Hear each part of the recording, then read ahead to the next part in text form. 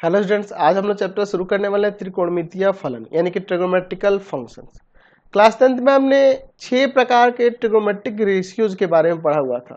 Sign, cosine, tangent, cotangent, cotangent, फिर उसके बाद सेकेंट और कोसेकेंट। ये ना हम लोग पढ़े थे। साइन को हम लोग संक्षेप में SIN लिखते थे, कॉस को कोसाइन को कॉस, टेंजेंट को टेन, कोट टेंजेंट को कॉट, सेकेंड को सेक और कॉसेकेंड को कॉसेक। ये हम लोग जानते थे। और इन 6 त्रिकोणमितीय अनुपातों को हम लोग क्या करते थे, एक समकोण त्रिभुज लेकर इनमें के दो दो भुजाओं के अनुपातों के साथ इन सभी रेशियोज को इसके साथ कंबाइन करते थे। इनके कोणों के साथ कंबाइन करके हम लोग उसके अनुपात के रूप में लिखते थे। जैसे साइन थीटा लिखते थे, ये मान लीजिए थीटा है, तो परपेंडिकुलर और बाई में हाइपोटेनस लिखते थे। ठीक है। उसी तरह से कॉस थीटा लिखते थे, तो उसका हम लोग जानते थे बेस और बाई में हाइपोटेनस होता था। ठीक है। उसी तरह से टेन लिखते थे, तो परपेंडिकुलर और बाई में बेस होता था। उसी प्रकार से ये भी हम लोग लिखते थे। तो यह सारी चीजें हम लोग क्लास 10th में पढ़ ली हैं। यानी हमने वहां पे त्रिकोणमितीय अनुपात के बारे में पढ़ा था। ठीक है। यहां पर हम लोग उन्हीं त्रिकोणमितीय अनुपातों को, किसी कोण के त्रिकोणमितीय अनुपात को रेडियन माप के पदों में और त्रिकोणमितीय फंक्शन के पदों में, फंक्शन के बारे में हम लोग पढ़े ना, फलन क्या होता है हम लोग देखे हुए थे। कि अगर एफ ए से बी में फलन है तो ए के हर एक अवयव का बी में प्रतिबिंब मिलना चाहिए और ए के किसी भी अवयव का बी में एक से अधिक प्रतिबिंब नहीं होना चाहिए और ए और बी अधिक समुच्चय होना चाहिए। ये ध्यान रखा था, याद है ना आपको। तो यानी कि ये त्रिकोणमितीय अनुपातों को हम लोग क्या करेंगे, एक त्रिकोणमितीय फलनों में ट्रांसफॉर्म करके उसके भी बारे में हम लोग पढ़ेंगे। यानी कि यहाँ पर हम लोग इस चैप्टर में त्रिकोणमितीय, किसी कोण के त्रिकोणमितीय अनुपात के रेडियन मापों के पदों में और त्रिकोणमितीय फलनों के रूप में हम लोग यहाँ पर पढ़ने वाले हैं। तो इसीलिए इस चैप्टर का नाम दिया गया त्रिकोणमितीय फलन यानी कि ट्रिग्नोमेट्रिकल फंक्शन। हम लोग क्लास 10th में कुछ त्रिकोणमितीय फॉर्मूले देखे थे, है ना। कुछ निष्पत्ति देखी थी। उन्हीं निष्पत्तियों को हम लोग थोड़ा सा यहाँ पे डिटेल में एक्सप्लेन करके देखने वाले हैं। ठीक है। वहां पे हमने कुछ अच्छे से एक्सप्लेन करके नहीं देखा था, उसी को हम लोग फिर से देखने वाले हैं। त्रिकोणमितीय निष्पत्तियों की परिभाषा, उन्हीं की परिभाषा हम लोग अभी उन्हीं की परिभाषा यानी कि डेफिनेशन को देखेंगे ट्रिग्नोमेट्रिकल फंक्शंस के। ठीक है। ट्रिग्नोमेट्रिकल फंक्शंस के यानी कि यहाँ पर लिख सकते हैं कि डेफिनेशंस ऑफ ट्रिग्नोमेट्रिक फंक्शंस। ठीक है। चलिए, तो उन्हीं का कुछ डेफिनेशंस है, इसी पे हम लोग विचार करने वाले हैं। ठीक है। मैं यहाँ पर क्या करता हूँ कि निर्देशांक तल लेता हूँ एक्स एक्सिस और ये वाई एक्सिस ले लेता हूँ। ठीक है। ध्यान से देखिएगा, ये आपका एक्स और इधर एक्स डैश ले लेता हूँ, ये वाई और यहाँ पर ये मैं वाई डैश ले लेता हूँ। मूल बिंदु को केंद्र मानकर हम लोग इस पर एक वृत्त खींचते हैं जिसकी त्रिज्या मान लेते हैं कि 1 इकाई है। अब वो 1 इकाई जो भी हो, मतलब हमारे पास 1 यूनिट है उसका, चाहे 1 सेंटीमीटर हो चाहे 2 सेंटीमीटर, हमने क्या किया 1 इकाई ले ली है। ठीक है। अब इसी के परिधि पर एक बिंदु मैं यहाँ पर पी ले लेता हूँ जिसका निर्देशांक है एक्स वाई। ठीक है। अब देखिए, मैं इस बिंदु से, यहाँ पी बिंदु से इस पर लंब खींचता हूँ। ठीक है। अच्छा, एक काम करते हैं हम लोग, ओ से पी को भी मिला देते हैं। तो ये ओपी की लंबाई 1 इकाई ना है जी, 1 इकाई है। अच्छा, यहाँ पर लंब खींचे ए, तो ये देखो ओ ए क्या होगा, यहाँ से ये एक्स नियामक और ये वाई नियामक हो जाएगा। इतना तो समझ में आ रहा है ना जी। चलिए, तो हम लोग यहाँ पर मान लेते हैं कि माना यहाँ पर ओ को केंद्र मानकर एक इकाई त्रिज्या वाला वृत्त खींचे जिस पर एक बिंदु पी एक्स वाई, जिसका निर्देशांक है एक्स वाई, स्थित है, जो केंद्र के साथ थीटा कोण बनाती है, ऐसा हम लोग मान लेते हैं। थीटा कोण बनाती है, ये मान लेते हैं कि थीटा कोण यहाँ पे बन रहा है। चलिए अब इसके बाद देखिए, तो अगर हम लोग बात करेंगे यहाँ, तो अब थोड़ा फिगर पे ध्यान दीजिए। ये यहाँ पर एक इकाई त्रिज्या है, तो यहाँ से यहाँ अगर मान लीजिए यहाँ पर एक बिंदु, इसका नाम कुछ ले लेते हैं, मान लीजिए इस बिंदु का नाम दे देते हैं हम लोग बी, तो इसका निर्देशांक 1 0 हो जाएगा। इस बिंदु का यहाँ पे इस निर्देशांक हो जाएगा 1 0 1, इसका निर्देशांक हो जाएगा -1 0, इसका निर्देशांक हो जाएगा 0 -1। इसको मान लीजिए सी, इसको मान लीजिए डी, इसको मान लीजिए ई। ठीक है, इस तरह से हम लोग यहाँ पर ले सकते हैं ना जी। अच्छा, अगर हम लोग यहाँ पर, याद है आपको फॉर्मूला पढ़ते थे साइन थीटा, तो साइन थीटा यह कौन लेते हैं, त्रिकोणमितीय अनुपात, तो परपेंडिकुलर बाई हाइपोटेनस, यानी कि साइन थीटा किसके इक्वल हो जाएगा, वाई के। उसी तरह से कॉस थीटा की बात करें तो बेस बाई हाइपोटेनस x/1, यानी कि कॉस थीटा किसके इक्वल हो जाएगा, यहाँ पर x के। यानी कि आप इसके निर्देशांक को ऐसे भी लिख सकते हैं, यहाँ पर कॉस थीटा और कॉमा में साइन थीटा। ठीक है, लिख सकते हैं कि नहीं, बिल्कुल लिख सकते हैं। तो अगर इन दोनों को स्क्वायर करके जोड़ा जाए, sine square theta plus cos square theta, तो हो जाएगा x square plus y square. तो इस त्रिभुज में देखा जाएगा, त्रिभुज POA में, तो अगर देखा जाए तो OA स्क्वायर और प्लस में AP स्क्वायर OP स्क्वायर के बराबर हो जाएगा नहीं, पाइथागोरस से, ये इसका स्क्वायर प्लस, यानी कि x square plus y square 1 के स्क्वायर के इक्वल हो जाएगा। यानी कि यहाँ से साइन स्क्वायर थीटा प्लस में cos square theta equal to में 1 हो जाएगा, इक्वल टू में 1 यहाँ से हो जाएगा, है ना जी। अब ये थीटा का कोई भी मान हो सकता है, ये ऐसे घूम कहीं पे भी रोटेट करके जा सकता है ना जी, एक्स की जगह या थीटा की जगह कोई भी मान हो सकता है। ठीक है, समझ में आया यहाँ से। चलिए अब इसके बाद देखिए, क्योंकि हमने देखा है कि यहाँ पी का sine cos theta sine theta भी हो सकता है, तो अब देखो, अगर यही पी को, ये आपका जानते हैं भ्रामक किरण होती है, भ्रामक किरण को उठाकर मैं बी पर लेके चले आऊँ, तो वहां पर साइन 0 का मान हमें मिलेगा और कॉस 0 का मान मिलेगा, 0 डिग्री ना बनेगा। जब भ्रामक किरण और प्रारंभिक किरण दोनों एक ही जगह पर हो जाएगी तो 0, तो यहाँ पर देख लीजिए कि पहला कॉस का मान और दूसरा साइन का मान होगा, यानी कि साइन 0 0 हो जाएगा और कॉस 0 का 1 हो जाएगा। उसी तरह से अगर मैं यहाँ पर अगर साइन में मान लीजिए 90 डिग्री और कॉस में भी 90 डिग्री की बात करूंगा, तो ये कहाँ चला जाएगा, भ्रामक किरण ये घूम के यहाँ पर आ जाएगी, यहाँ पर इस पर सी पर आ जाएगी, यहाँ पे इस वाले के संपाती हो जाएगा। तो यहाँ से देखिए ये कॉस ये साइन, तो कॉस हो जाएगा आपका 0 और साइन हो जाएगा 1। फिर उसी तरह से अगर मान लीजिए साइन 180 और कॉस 180 की बात करेंगे, तो देखो भ्रामक किरण घूम के कहाँ आ जाएगी, यहाँ पे आ जाएगी। तो इसका x नियामक जो है आपका y है, कॉस का मान है यानी कि -1 और साइन का मान 0।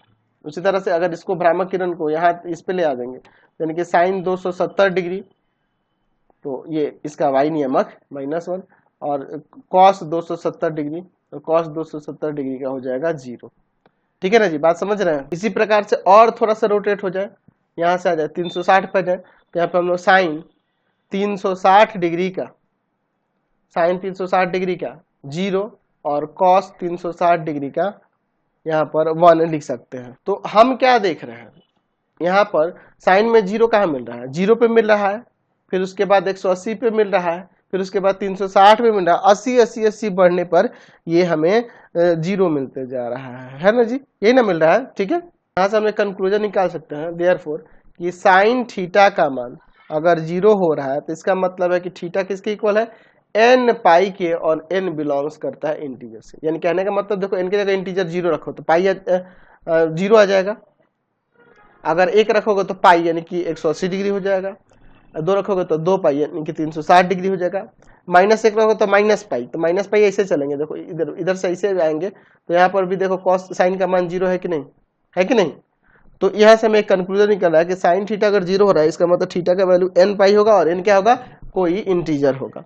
उसी तरह से अगर कॉस में देखें तो कॉस में देखो कहाँ कहाँ हो रहा है 0, कॉस में 90 डिग्री पे हो रहा है, फिर 270 डिग्री पे हो रहा है, ऐसे हो रहा है ना जी। तो यहाँ पे हम लोग देख रहे हैं कि ये 90 का ही ऑड मल्टीपल चल रहा है। तो यानी कि कॉस थीटा अगर 0 हो तो इसका मतलब वहां पर कि थीटा जो होगा इक्वल हो जाएगा 2n प्लस 1 पाई बाई 2 के, 90 के odd multiple n belongs to z के लिए। तो यहाँ से ये हमें दो कंक्लूजन निकला कि साइन थीटा अगर 0 के बराबर हो रहा है इसका मतलब कि थीटा का वैल्यू n पाई होगा और n बिलोंग्स करेगा इंटीजर से, और कॉस थीटा 0 हो रहा है तो हो जाएगा थीटा का value 2n plus pi by 2 जहाँ n बिलोंग्स करेगा इंटीजर से। ये कंक्लूजन हमें यहाँ पर निकला। ठीक है, तो इससे हम लोग इस प्रकार से हम लोग कह सकते हैं, यहाँ पे कह सकते हैं क्या, हम लोग पहला ऊपर एक फॉर्मूला देखे थे, याद है आपको, कि sine square theta plus cos square theta equal to में 1, और यहाँ पे थीटा कोई भी वैल्यू हो सकता है, यहाँ पर थीटा बिलोंग्स टू कोई भी रियल वैल्यू ले सकते हैं, इसमें कोई दिक्कत नहीं है, सभी वास्तविक मानों के लिए। ठीक है, ये परिभाषित हो जाएगा। अच्छा, अब उसी तरह से आप लोग त्रिकोणमितीय अनुपात, अन्य त्रिकोणमितीय अनुपात, साइन कॉस तो हो गया। अगर मान लीजिए tan की बात करें तो tan थीटा बराबर में क्या जानते हैं, साइन थीटा बटा कॉस थीटा, लेकिन ये सही नहीं होगा क्योंकि यहाँ पे कॉस थीटा कभी भी 0 नहीं होना चाहिए, ये ध्यान रखना होगा, हर में कभी 0 होना चाहिए, नहीं होना चाहिए। इसका मतलब यहाँ कि theta not equal to 2n plus 1 pi by 2 n belongs to integer. तो अगर ये लिखने के साथ साथ ये लिखेंगे तब जाके आपका पूरी तरह से फॉर्मूला सही होगा। उसी तरह से अगर मान लीजिए कॉट की बात करेंगे तो कॉट थीटा बराबर में जानते हैं हम लोग कॉस थीटा और बटा में साइन थीटा, यानी कि यहाँ पे लिख सकते हैं यहाँ पे कि साइन थीटा कभी भी 0 के इक्वल नहीं होना चाहिए, यानी कहने का मतलब कि theta not equal to n pi n belongs to z।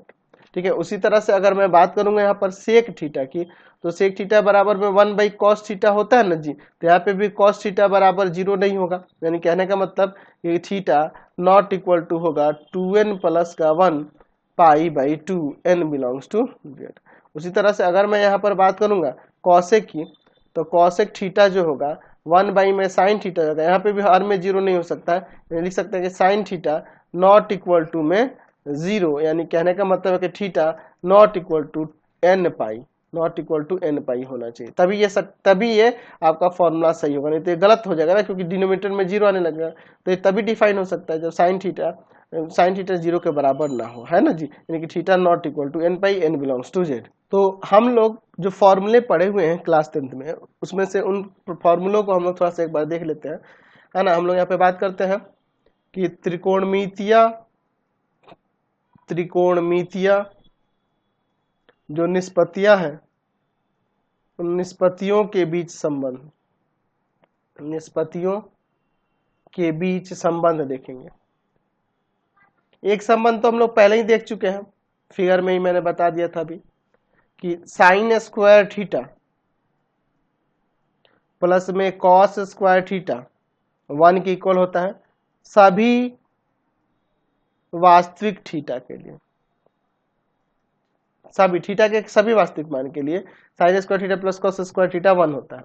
दूसरा देखिए, अगर हम लोग बात करेंगे sec square minus tan square theta की, तो इसका भी वैल्यू 1 होता है, लेकिन यहाँ पे लिख देंगे कि जहां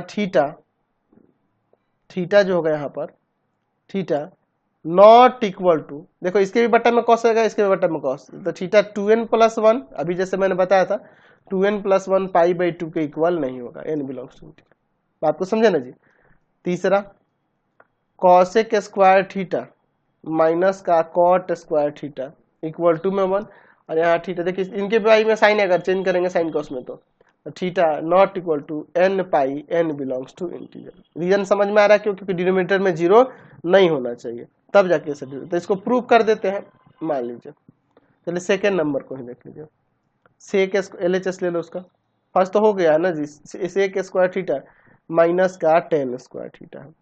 तो एक काम करो ना, यहाँ पे सेक स्क्वायर थीटा है और माइनस टेन स्क्वायर थीटा, तो इसको चेंज करते हैं, 1 बाई में कॉस स्क्वायर थीटा और माइनस इसे साइन स्क्वायर थीटा और बाई में कॉस स्क्वायर थीटा, यहाँ पर LCM cos square theta 1 minus का साइन स्क्वायर थीटा, तो ऊपर वाले फॉर्मूला से 1 माइनस साइन स्क्वायर थीटा क्या आ जाएगा, कॉस स्क्वायर आ जाएगा कि नहीं, कॉस स्क्वायर थीटा और बाई में कॉस स्क्वायर थीटा, कट के 1 आ गया, हमने यहाँ पर दिखा दिया। ठीक है ना जी, समझ गए, इसको रीजन यहाँ दे देते हैं। दूसरा हो गया। अब तीसरे को अगर प्रूफ करना है तो देख लीजिए, तीसरे को यहाँ पर बात करते हैं कॉसेक स्क्वायर, LHS लिए उसका कॉसेक स्क्वायर थीटा और माइनस का कॉट स्क्वायर थीटा। तो कॉसेक का 1 बाई में साइन स्क्वायर थीटा और इसका कॉस स्क्वायर थीटा बाई में साइन स्क्वायर थीटा। ठीक है, अब इसका यहाँ पर एलसीएम ले लेते हैं। ठीक है, एलसीएम हो जाएगा यहाँ पर साइन स्क्वायर थीटा 1 माइनस का ऊपर कॉस स्क्वायर थीटा। तो हम लोग जानते हैं कि sine square theta plus cos square theta equal to में 1 होता है। तो यहाँ से देखो ना 1 माइनस का कॉस स्क्वायर थीटा किसके आ जाएगा, साइन स्क्वायर थीटा के इक्वल आ जाएगा कि नहीं। तो ऊपर भी साइन स्क्वायर थीटा और नीचे भी साइन स्क्वायर थीटा, कट के 1 आ गया। तो हमने इसको भी प्रॉपर्टी को दिखा दिया, आपका आरएचएस से आ गया। तो इस प्रकार से हमें ये फॉर्मूले यहाँ से मिल गए। तो आप इन फॉर्मूलों को याद रखना और इसके साथ साथ इसके कुछ और भी रिजल्ट थे जो हम लोग क्लास 10th में पढ़े नहीं है जी।